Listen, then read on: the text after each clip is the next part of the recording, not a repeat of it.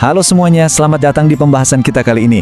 Kita akan mengupas sebuah ide yang luar biasa dari Dr. Moko, pendiri Achitya Bhasvara, yaitu tentang pembelajaran interaktif dengan Sketchfab. Ini adalah sebuah gagasan visioner yang benar-benar bisa mengubah cara kita mengajar.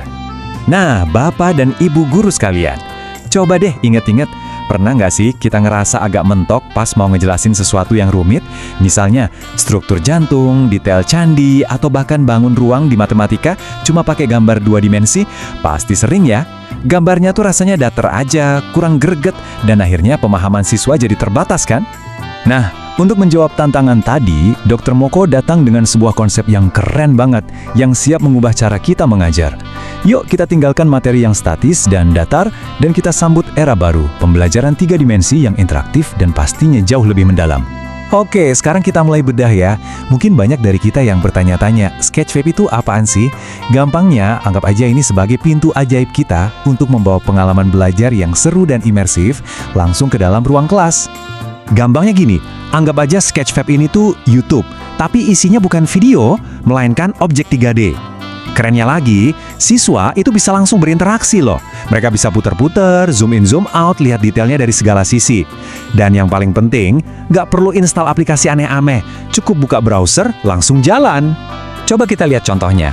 Bayangin di pelajaran IPS, siswa nggak lagi cuma lihat foto prasasti yang gitu-gitu aja. Dengan Sketchfab, mereka bisa memutar prasastinya, lihat setiap ukiran dari dekat, seolah-olah benda aslinya ada di depan mata mereka. Wow, sejarah jadi hidup banget kan?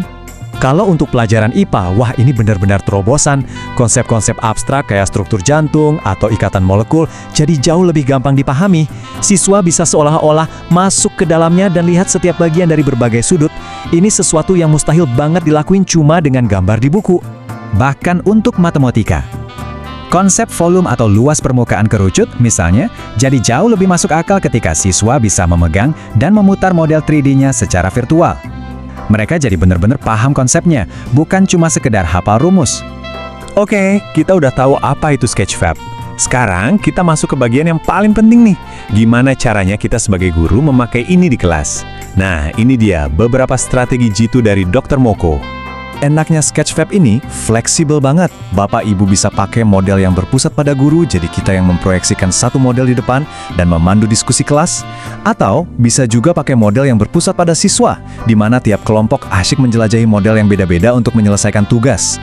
Dua-duanya sama-sama efektif kok. Nah, ini dia puncaknya, pembelajaran berbasis proyek.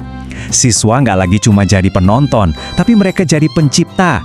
Lewat langkah-langkah ini mereka belajar mendesain, mengunggah, kasih catatan, sampai presentasi. Ini bukan cuma soal materi pelajaran loh, tapi juga soal literasi digital dan kreativitas. Soal teknisnya, jangan khawatir. Model-model dari Sketchfab ini gampang banget buat disematkan atau di-embed ke platform yang udah biasa kita pakai. Mau itu Google Sites, Moodle, atau sistem belajar online sekolah lainnya, semua bisa, praktis banget. Oke, kita udah lihat gimana siswa bisa jadi kreator. Sekarang, kita naikin levelnya sedikit ya. Gimana kalau mereka bisa mengubah benda-benda nyata di sekitar mereka jadi model 3D? Nah, ini pertanyaan penting. Mungkin kita mikir, waduh ini kayaknya terlalu canggih deh, terlalu rumit buat siswa. Emang bisa ya, mereka bikin model 3D sendiri tanpa peralatan mahal dan keahlian khusus? Jawabannya adalah, tentu saja bisa. Zaman sekarang, teknologi udah bikin proses ini jadi super gampang. Yang dibutuhkan siswa cuma satu, smartphone yang ada di saku mereka. Cukup dengan aplikasi gratisan seperti Luma AI, siapapun bisa bikin pindaian 3D. Dan slide ini nunjukin prosesnya dengan jelas banget. Cuma dari rekaman video sederhana kelilingin sebuah objek, aplikasi akan memprosesnya jadi model 3D yang detail dan interaktif. Lihat deh contoh-contoh karya siswa ini. Luar biasa kan? Transformasinya itu benar-benar menakjubkan. Tentu, ada beberapa tips praktis biar hasilnya maksimal. Pastikan rekam objeknya dari semua sisi ya, termasuk bagian bawahnya. Ini penting untuk menghindari bercak abu-abu di mana teksturnya gagal terekam. Tapi ingat, tujuan kita di sini kan bikin media belajar yang menarik, bukan bikin arsip digital yang sempurna secara teknis. Jadi, intinya apa sih? Poin krusialnya adalah kita harus paham dampak pendekatan ini dalam proses belajar mengajar. Ini bukan cuma soal pamer teknologi keren, tapi soal dampak pedagogis yang sangat dalam. Manfaatnya buat pendidikan itu banyak banget. Metode ini bisa mengasah pemikiran kritis, meningkatkan literasi digital, dan menumbuhkan imajinasi historis siswa. Dan yang paling penting nih, ini terbukti bisa meningkatkan keterlibatan dan motivasi siswa secara drastis. Kutipan dari Clara Ribenska ini benar-benar menguatkan apa yang kita bahas. Teknologi ini bikin warisan budaya jadi lebih mudah diakses. Dan yang terpenting, bikin pelajaran sejarah dan humaniora jadi jauh lebih menarik dan kekinian buat generasi digital. Jadi, anggaplah pembahasan kita ini sebuah ajakan, sebuah panggilan untuk para pendidik hebat di seluruh Indonesia.